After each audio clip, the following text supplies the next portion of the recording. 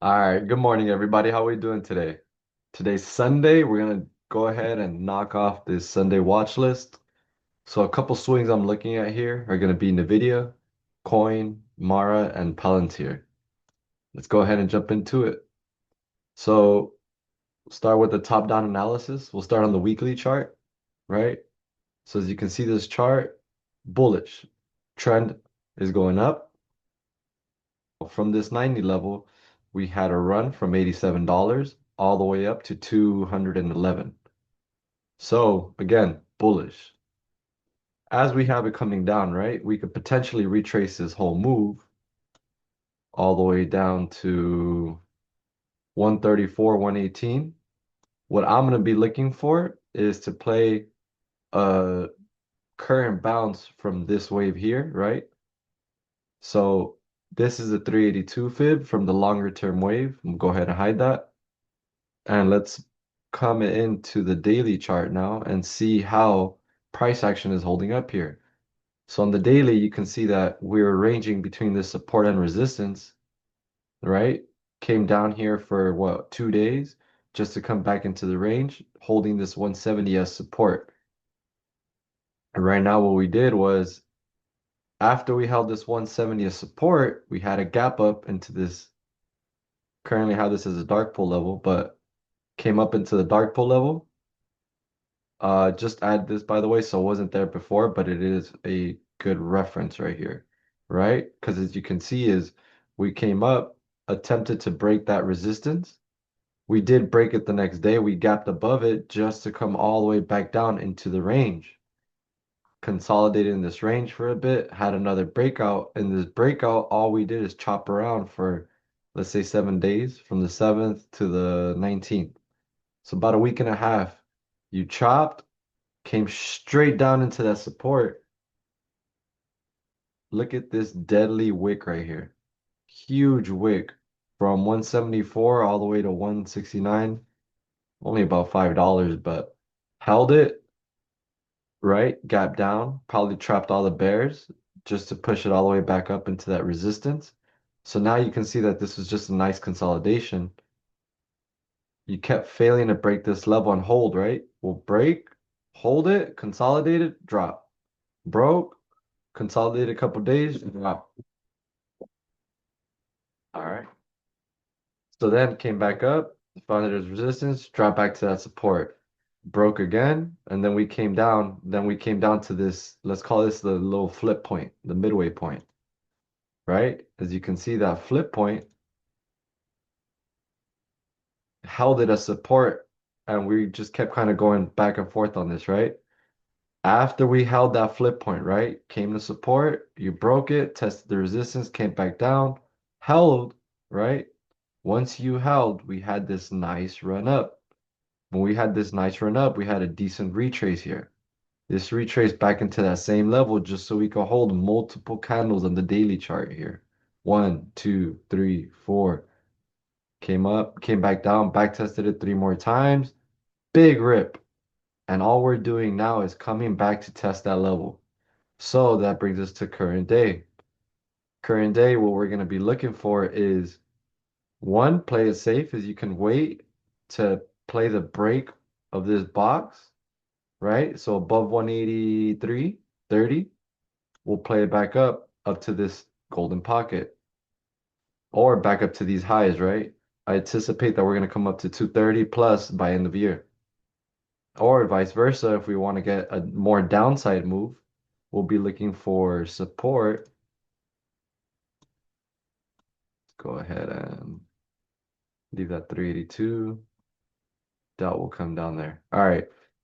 So, and for the downside move, right, what we're going to be looking for is you want to break below, come down into support, and find resistance either here at 174 or this 180 level, depending, right? First entry could be 180, stop loss above 183, and then play it down to this 382 level, potentially coming down a lot lower to come pretty much back test these breakout levels and these strong levels right here, right? 152, 149, all these gaps right here. Not all gaps need to be filled, but a lot of potential buyers sitting down here. So again, two things we're going to be looking for on NVDA is going to be something like this, right?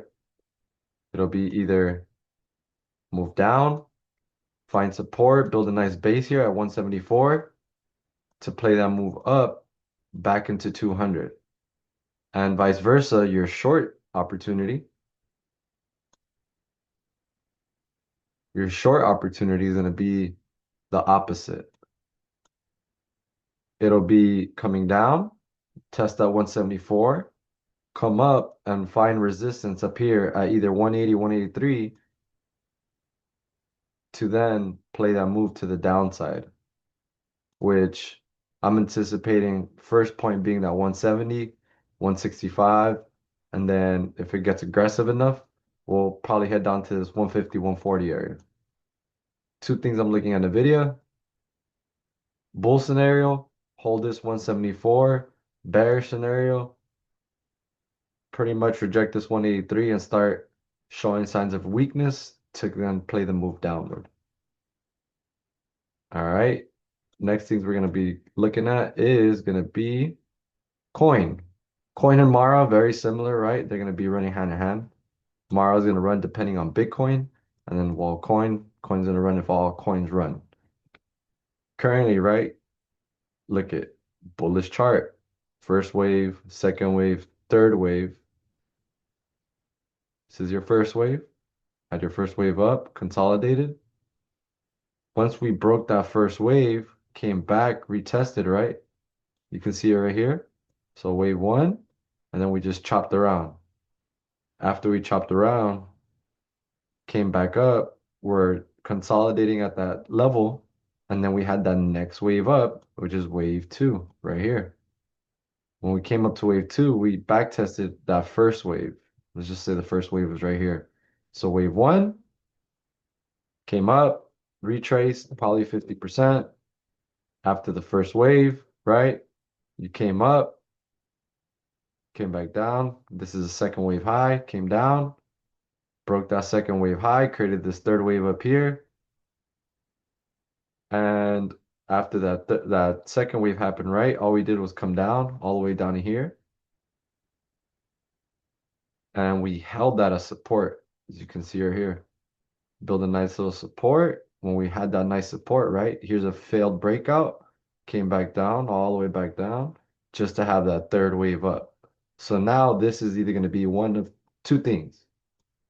We'll get that nice aggressive push up back into these highs on coin. So 542, 602, 700, probably end of year target 2027 or 2026. And then bearish scenario is we'll get a play up just to find weakness up here around this 370, 390 area to then play that next wave down to really shake out everybody and then get that monumental move up. That's what I'm gonna be looking at coin. So nice swing opportunity here. Good time to buy in is here, right? Right in this golden pocket in between 220 to 260. Huge golden pocket, but as you can see, nice aggressive move down. And normally after these nice aggressive moves downs, what do we get? Nice little quick consolidation or another leg down before we come up. So on coin, you could potentially see something like this, have a nice little relief bounce just to come up, find this as resistance, come down, make another wave down, and then we'll potentially create this inverse head and shoulders here, back to the upside. Okay, so bullish scenario, hold the golden pocket, play it up to this golden pocket. Bearish scenario, looking for this support on the daily to become resistance, which is also the 200 EMA. A lot of confluence there.